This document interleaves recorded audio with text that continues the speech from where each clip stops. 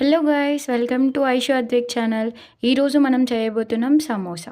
So ముందుగా సమోసా చేయడానికి మనకు కావాల్సిన మైదా పిండి మనం ఒక బౌల్లో తీసేసుకుందాం. సో బౌల్లో తీసుకున్నాక కొద్దిగా దానికి సాల్ట్ అనేది యాడ్ చేయాలన్నమాట. తర్వాత కొద్దిగా ఆయిల్, తగినంత ఆయిల్స్ యాడ్ చేసుకుంటాం. నేనైతే 2 స్పూన్స్ వేసుకున్నాను. తర్వాత దానికి తగిపడిన వాటర్ అనేది కూడా తీసుకుంటాం. అలా వాటర్ తీసుకొని అలా మిక్స్ చేసి తర్వాత మనం చపాతీ పిండికి ఎలా అయితే చేసుకుంటామో అలా చేసేసి ఒక సైడ్ పెట్టేసాం. తర్వాత మైదా పిండి ఒక బౌల్లో తీసేసుకొని దాన్ని కూడా వాటర్తో మిక్స్ చేసి అలా 2 సైడ్కి పెట్టేసాం. తర్వాత ఏం చేస్తాం, ఆ పిండిని ఎలా మామూలుగా పూరీకి కానీ చపాతీకి కానీ ఎలా చేసుకుంటామో అలా రౌండ్స్ అన్నీ చేసేసుకొని ఒక సైడ్ పెట్టేసుకొని దాన్ని మైదా పిండి వేసుకుంటూ బాగా చాలా ఎంత వీలైతే అంత చల్పాగా చేసుకుంటామన్నమాట. అలా చల్పాగా చేసుకున్నాక మొత్తం అన్నీ చల్పాగా చేసుకొని పక్కన పెట్టేసుకుంటాం.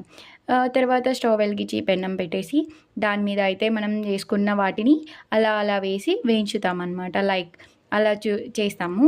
తర్వాత దానినన్నిటిని తీసుకొని ఒక స్క్వేర్ షేప్లో అనేది కట్ చేస్తామన్నమాట.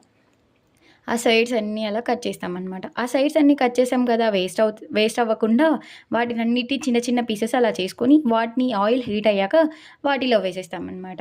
అలా వేసేసాక ఇలా వస్తాయన్నమాట. వచ్చాక దాంట్లోకి ఆనియన్స్ అండ్ అవిను, తర్వాత ఉప్పు, కారం అండ్ ధనియాల పొడి, ఇంకా మీకు వీలైతే గరం మసాలా కూడా వేసేసుకుంటాం అనమాట. అలా స్టఫ్ ప్రిపేర్ చేసుకుంటాం. నెక్స్ట్ ఏం చేస్తాం, సమోసా అయితే ప్రిపేర్ చేయాలి కదా. సో ఆ స్క్వేర్ షేప్లో కట్ చేసినవన్నీ అలా తీసుకొని దాంట్లో సమోసా స్టఫ్ అంతా పెట్టేసాం అనమాట. చేశాక ఇలా వస్తాయి. సో వాటిని తీసుకొని ఆయిల్లో వేయించుకున్నాం.